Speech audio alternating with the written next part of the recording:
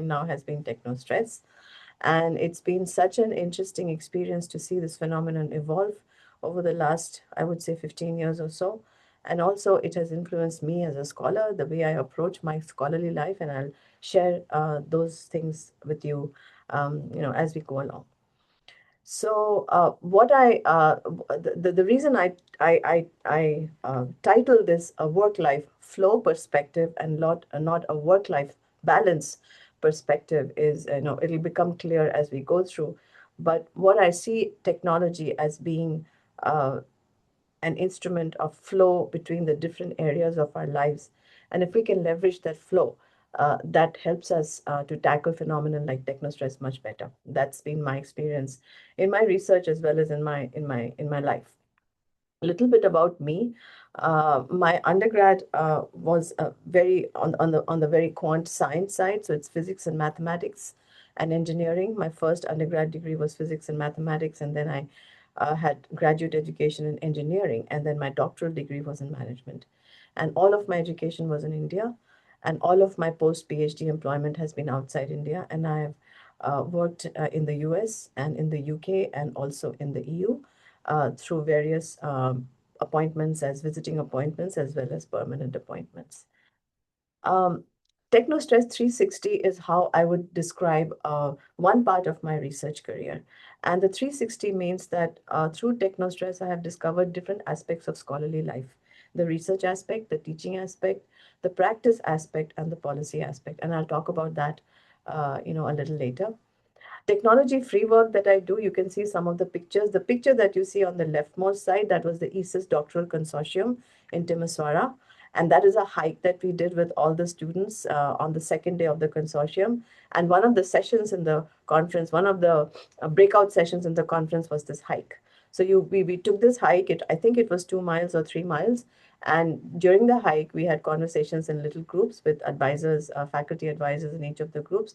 So that's something I have done in multiple ESIS doctoral consortia. And this is how I, kind of get to places where there is no technology, very remote places where I kind of switch off. And we will talk about that also as a coping mechanism. So a little bit about me. And today, what I thought I'd do is I'd look at, what is stress?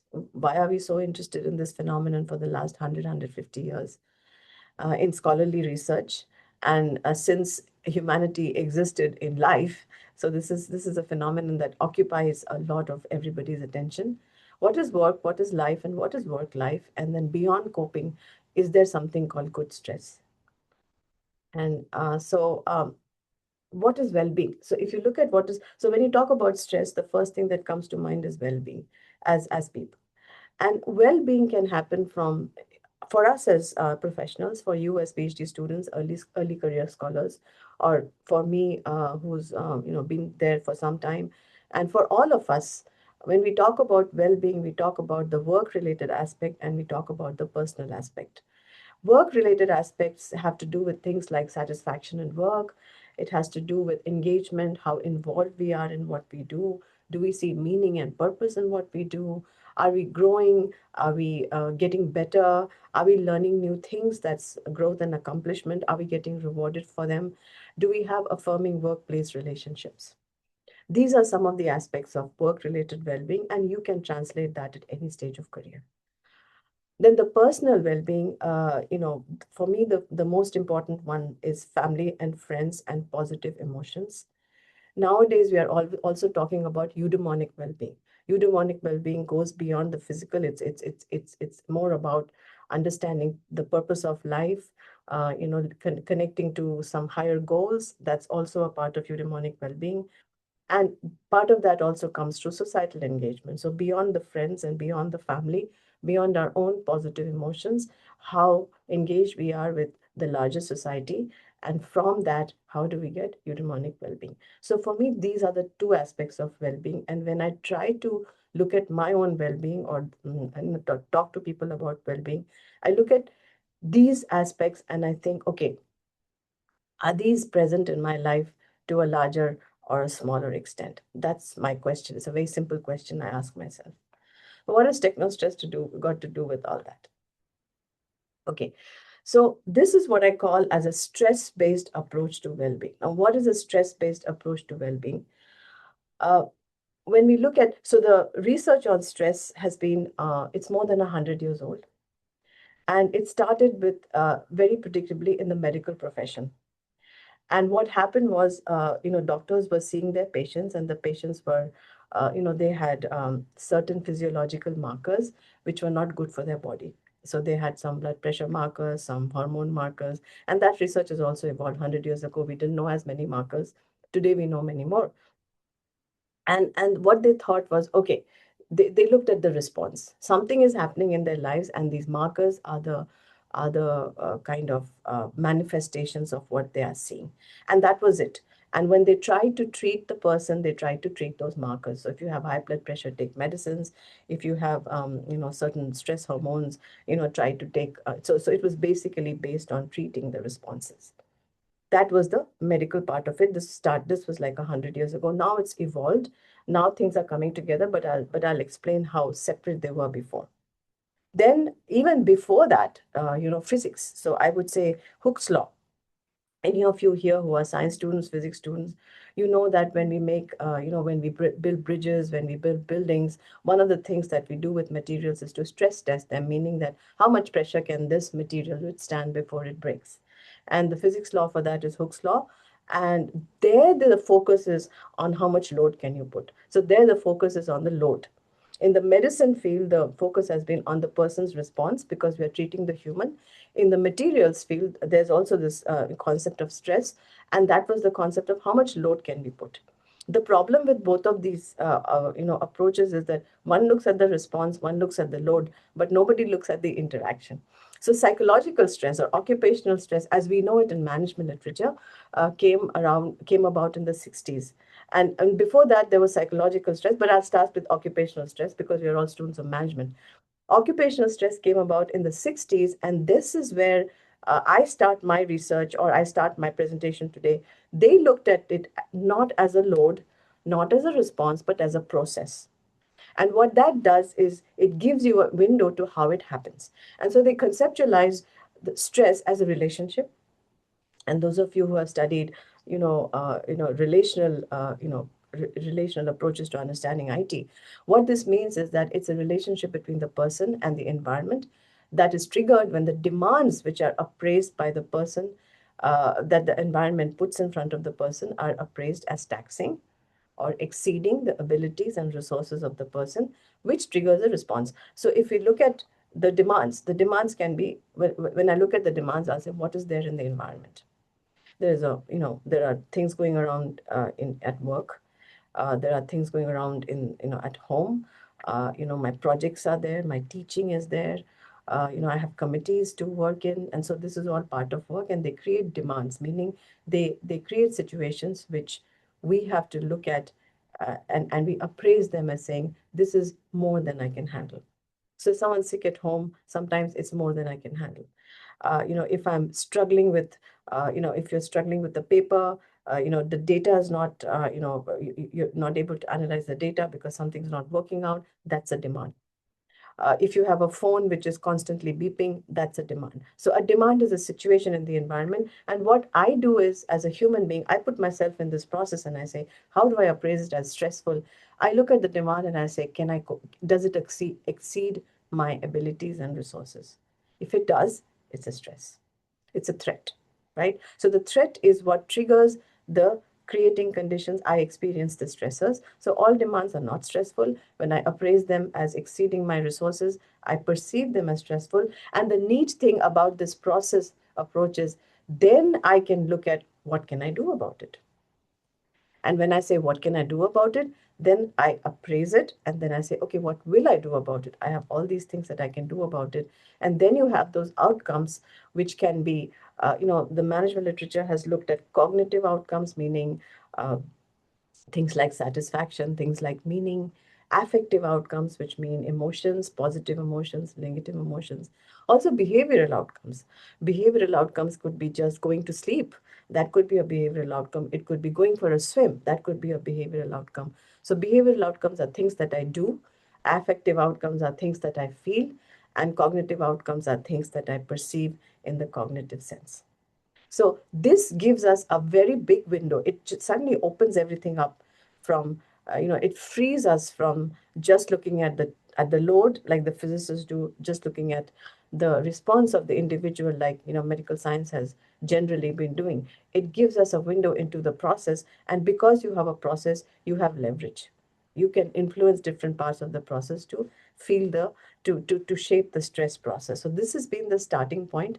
And because it's relational, it's dynamic, it's subjective, and it is amenable to human agency. We can shape this process because now we know what it looks like. So we don't have to be looking only at the response or only at so we don't have to look at only the demands, what's in the environment. I can't do anything about it. We don't have to look at just my behavior. We can look at the whole process.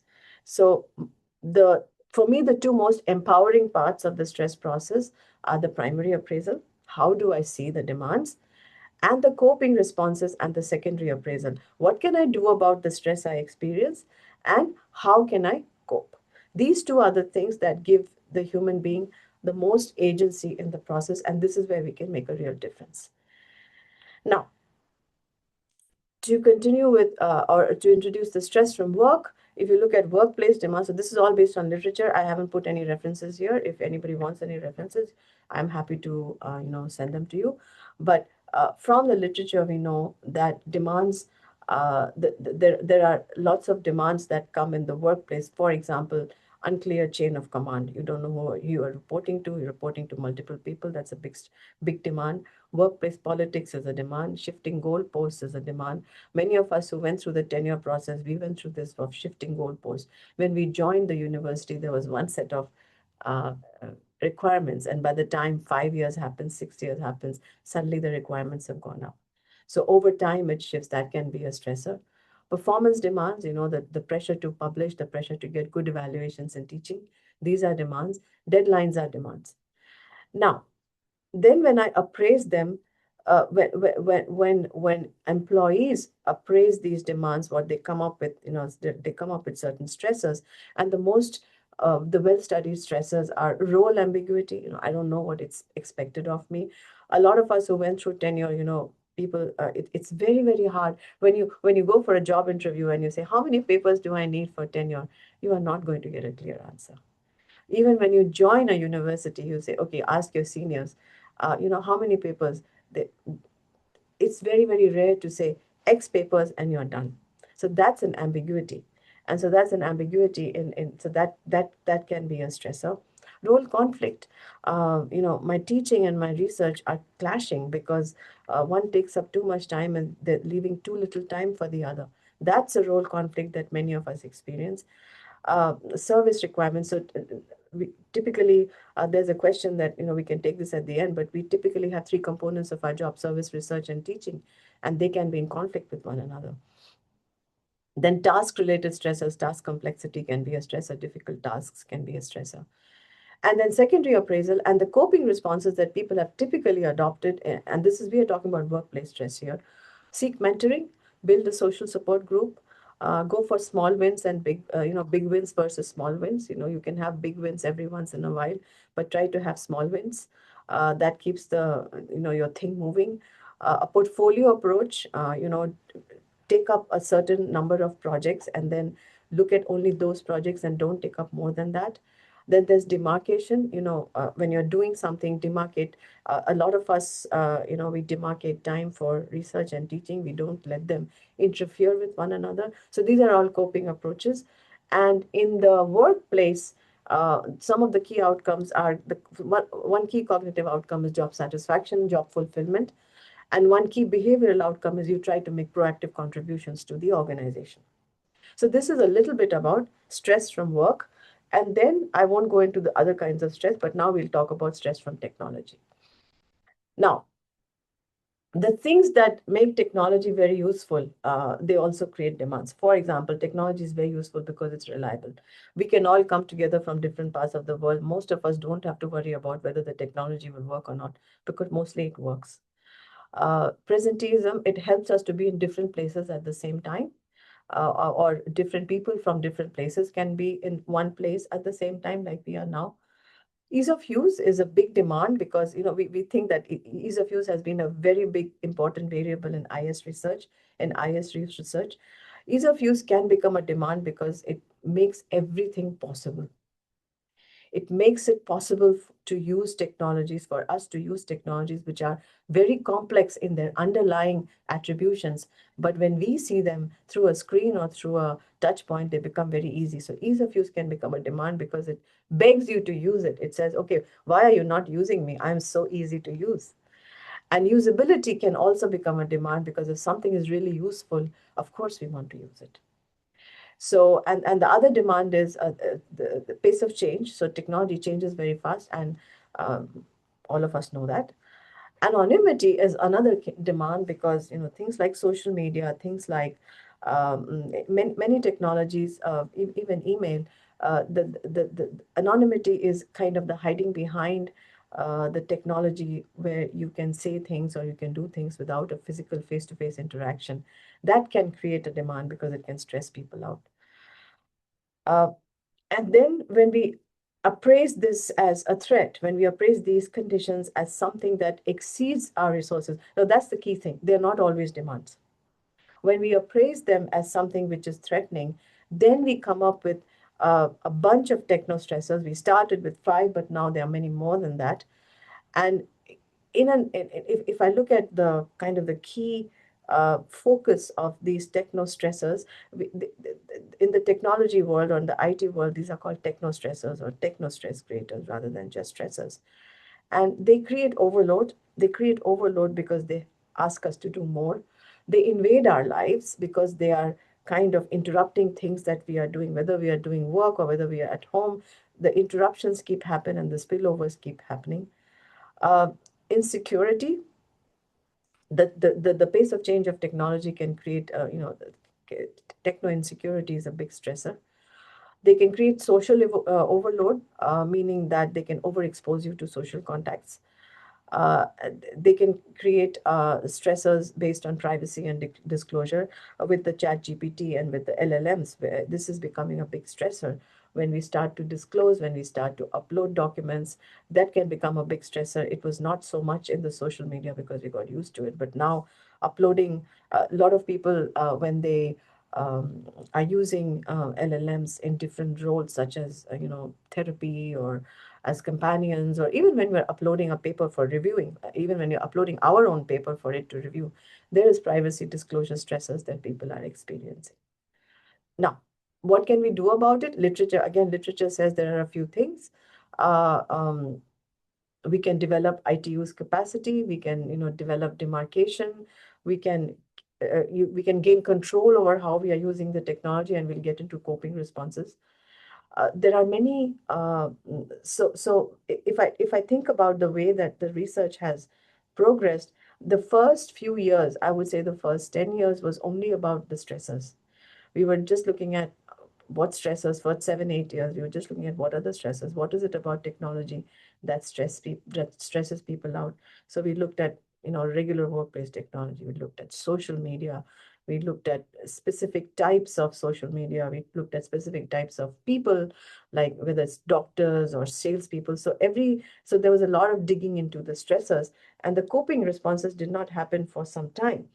And when we did start looking at coping in the literature, the first thing, one of the first things we said is, can we develop some capacity to use IT? Can we use IT better? Can we learn more about IT? So literacy was a way of coping. If you learn more about IT, you know what it can do, you know what it cannot do, you know how to, deal with with some of these demands like change of pace of change and things like presenteeism and reliability. The second thing we said, can we develop some demarcations? So simple things like, can we have different devices for different things? Can we not use the phone for everything? Can we use the phone for only certain things? Things like that. That was another coping strategy that people developed.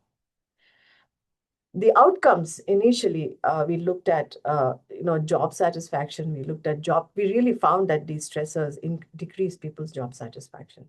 They decrease people's job commitment. They decrease people IT satisfaction. They decreased people's work innovation. They did cause frustration. There are lots of studies, multiple studies, which show that technostress can create, negative outcomes at work. And one of the things we saw after we did the first few studies was people started using workarounds. They started creating their own workflows. They started working around the technology. IT workarounds started. There's a literature on IT workarounds that started being one of the ways in which we kind of started to respond to techno stress, and do that, and as a behavioral outcome. So this is a very, nutshell picture of techno stress, and there are many studies which speak to this. And this was, as I said, the first kind of uh, uh, focus.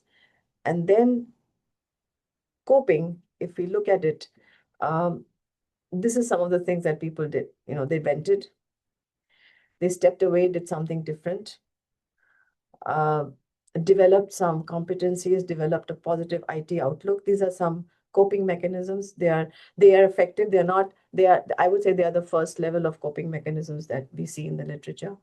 Venting, distancing, positive IT outlook. It's okay not to finish all your email. A lot of people get very stressed out if they have even one email which is not unanswered. These are things to reorient your thinking, develop, do certain things, time demarcations, device demarcations, IT use autonomy. These are some basic kind of coping mechanisms we found that helped people reduce the perceptions of those stressors and create some positive outcomes. Okay. So far, still talking about techno stress. The next thing that we found was the next level was there was work and then there was life, but there was this intersection that technology was creating. And now we are actually trying to understand and address the spillover.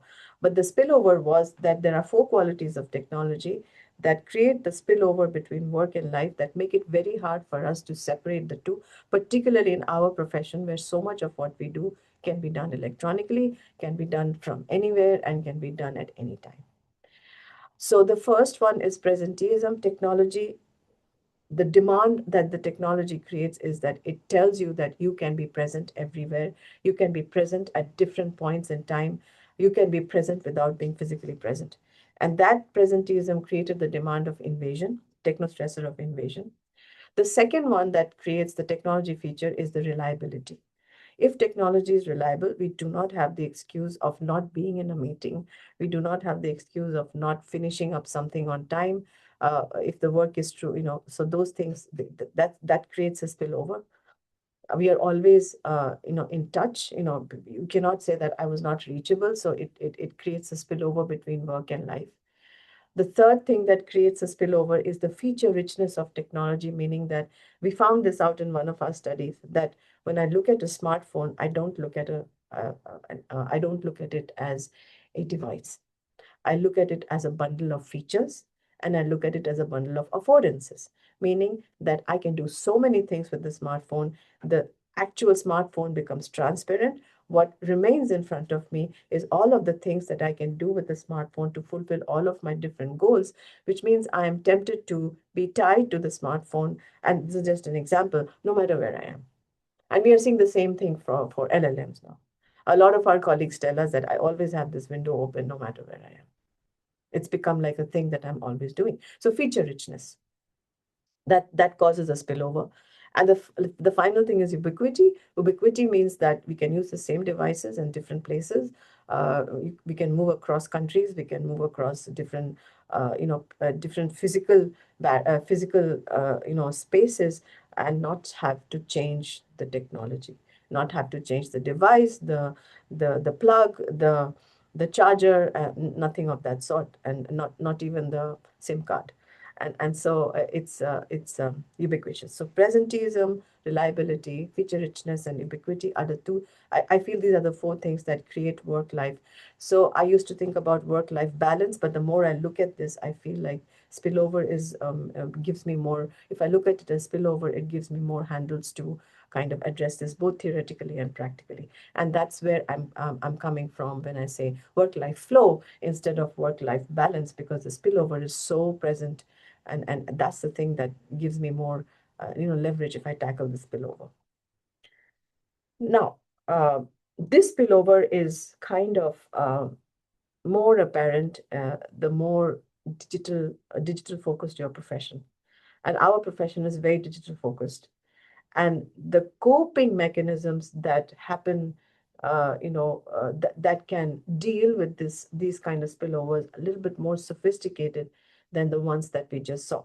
So one of the studies we did showed us that instead of saying I want to cope with, I want to do this X, Y, and Z, um, people are people are adopting coping portfolios. What is a portfolio? If you look at the three columns here, so we did a study of IT professionals, and IT professionals are, they kind of face similar demands as we do. And these were consultants and these were IT consultants. And we found that they had all the demands that they faced. They had we found that there could be three ways of coping. And so these on the rows, you will see some coping mechanisms we have: planning and preparing, optimizing travel, prioritizing, delegating and seeking help, and then three kinds of detachments: behavioral detachment, cognitive detachment, and emotional detachment. And then there's being passionate, and then there's relationship management. These were the coping mechanisms we found individually that these people adopted in response to the demands. And we saw that this helped them. A combination of these coping mechanisms existed with three different levels of stress that we saw. So the first one was high distress, in the left, the first column. So we found that they were applying these coping mechanisms in tandem. So if you look at, I'll give you an example. Look at the first column. You have 1, 2, 3 check marks, and you have the rest as crosses, which means that those who were very highly, who experienced a lot of distress because of their stressors, applied three coping mechanisms. They were optimizing their travel, they were seeking help, and they were being passionate about their work. Those who experienced medium stress were a little bit more expansive in their portfolio. They also planned and prepared, and they were also seeking two kinds of detachments. There were three detachments. They were doing things which the first group was doing, but they were also doing a little bit more. There was behavioral detachment and there was cognitive detachment. And those who had the lowest stress or no stress or low distress, they had the full set of portfolios. And what they were doing were that they were so this is the law of complexity, where you have a complex set of demands in the environment. So you meet that with requisite variety. And so they had a much bigger variety of coping mechanisms on the distress side.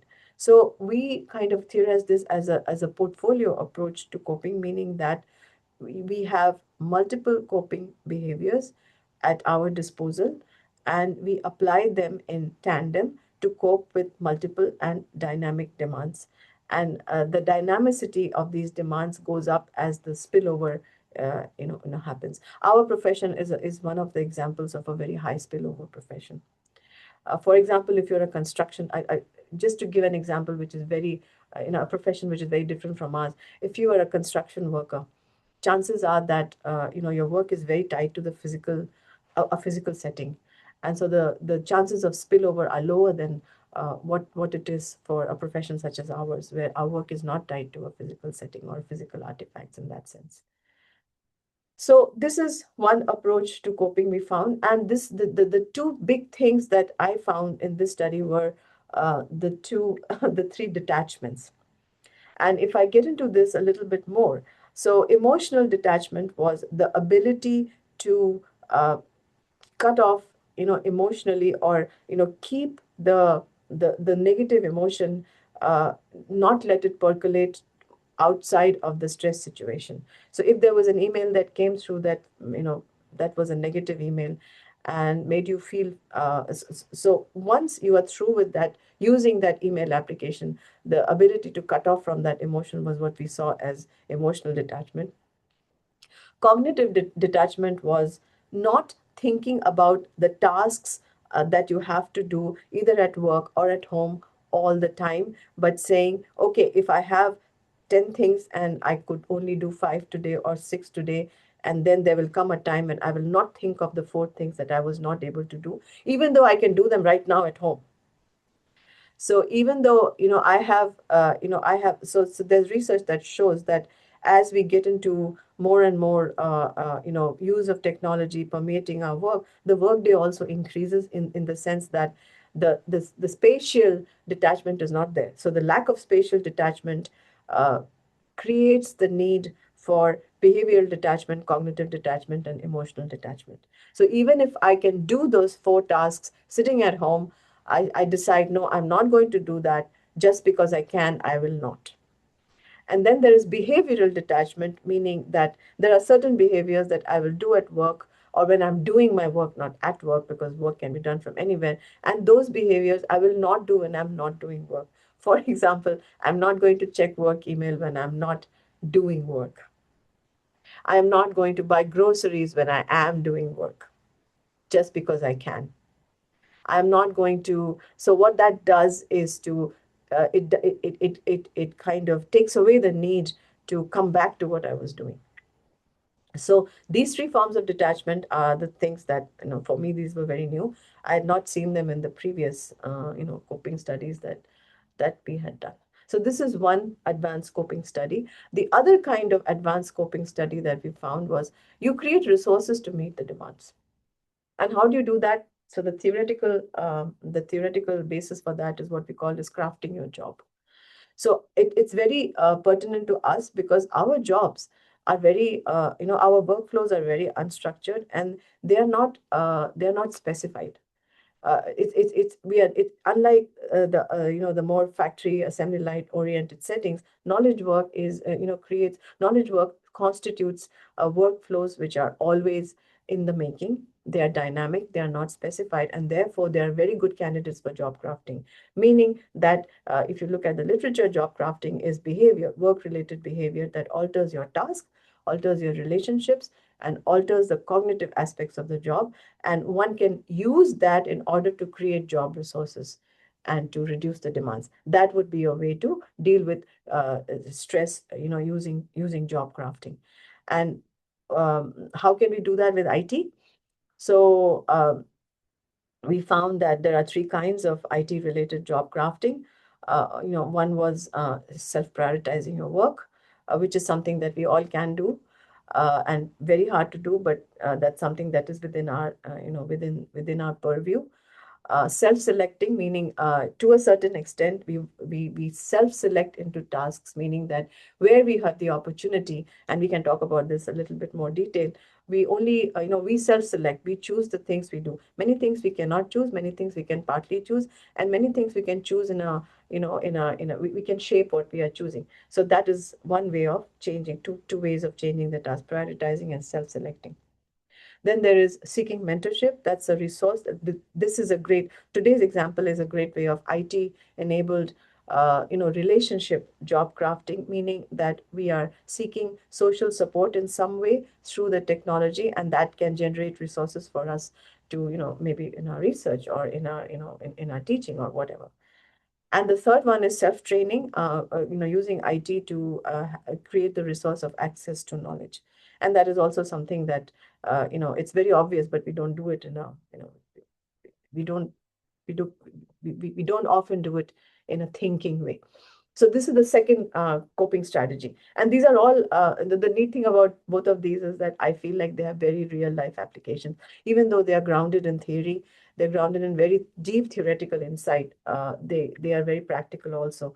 One can use them in day-to-day life.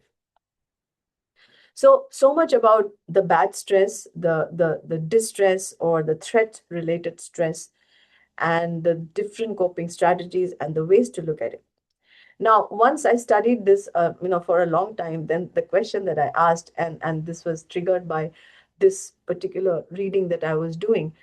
He actually wrote, this person, Hans Selle. You often come across his name when you talk about stress, and he wrote like almost 100 years ago. And so he was one of the earliest people, and he always, and one thing that he said was not afraid to enjoy the stress of a full life. And I was thinking, why is he talking about enjoying the stress of a full life? And so then I started working or thinking about good stress, or and this is something which is not really well researched even in the stress literature, because what is good stress and what is bad stress, and when does good become bad? There's a lot of studies that, there's a lot of different opinions about this. But to me, when I started looking at techno use stress, because from the technology side, it's the positive stress that individuals face in their use of technology, and they appraise the demands. So it's the same characteristics of technology: presenteeism and feature richness and ease of use and usability and anonymity and reliability. But when I look at these demands, right, I ask the question, is it a challenge? Does it exceed my resources and capabilities in a way that challenges me and does not threaten me? If it doesn't exceed, then it doesn't stress me. Then it's good. It's good, but it's not stress. If it doesn't exceed, it's bad, but it's not stress. But if it exceeds, and if I say, well, this is a challenge that I can take on, I don't feel threatened by it, then then I can experience what are known as eustress creating conditions, and I can apply the same thing as I did for the other stress. What can I do about it? How can I leverage it to get really positive outcomes? And so, till date, we have four kinds of eustress. At least the literature has four kinds of eustress, and they have to do with motivation and challenge to do something which relates to your self, the self determination aspect of it. Can I get better at my work? Can I make my work more advanced? Can I act with agency? Can I connect with colleagues for feedback and support? And this is not just can this technology motivate me to do that, so that I feel a good stress coming out of the very characteristics of technology that created bad stress in the previous slides. And so this is the kind of, I would say, what we are looking at now in terms of the good stress. And um, some of my research is now in this area. So I will stop with the good stress, bad stress, and we can talk about that when we take questions. Um, what I will do is, I will go to another thing that I thought was, that was triggered by some of the questions that I received before the before this talk. Um, Technostress as a phenomenon, and you can take any phenomenon in your research. So let's say that you are interested in studying, I don't know what, IT implementation. Very broad thing, but let's say you're interested in studying implementation of a specific kind of artifact. Um, this has taught me is that you can take the same phenomenon and you can use it in all aspects of your scholarly life, and that's why I call it Technostress 360.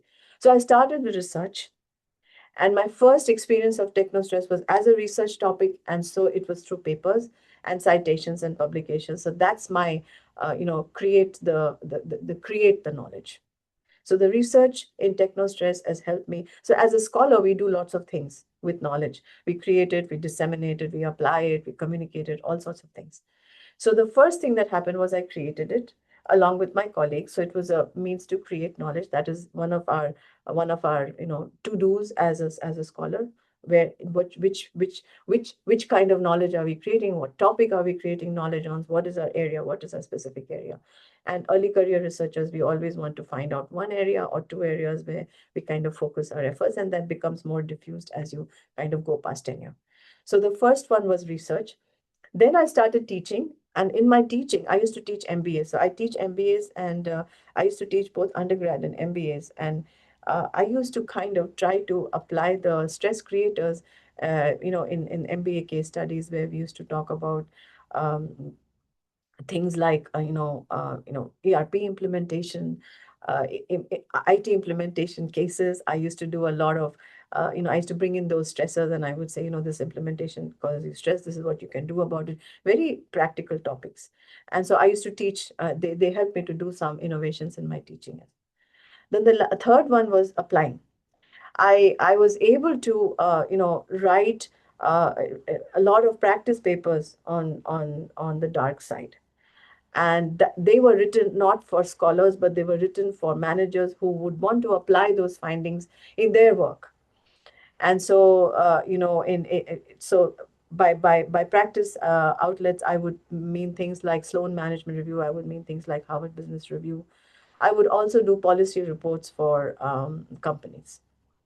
I used to do, I used to work with a startup company where they used to develop well-being programs for their clients, and the well-being programs were based on technology-related well-being. So I would consult with them. I used to be their, what is it called, scientific advisor, and I would consult with them on developing those programs based on the research. So that would be the third part: applying, practice, and policy. And outreach. Outreach means communicate in outlets other than just writing.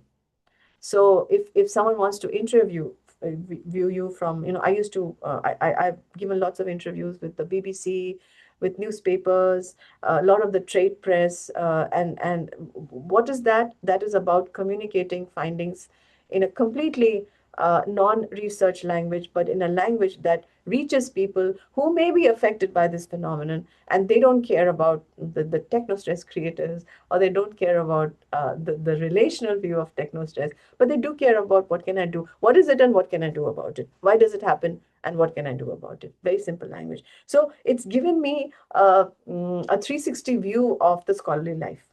And by the scholarly life, I mean writing, I mean teaching, and I mean, working with practical entities such as companies and even government agencies, and with the press out there who are communicating to everybody else other than research scholars.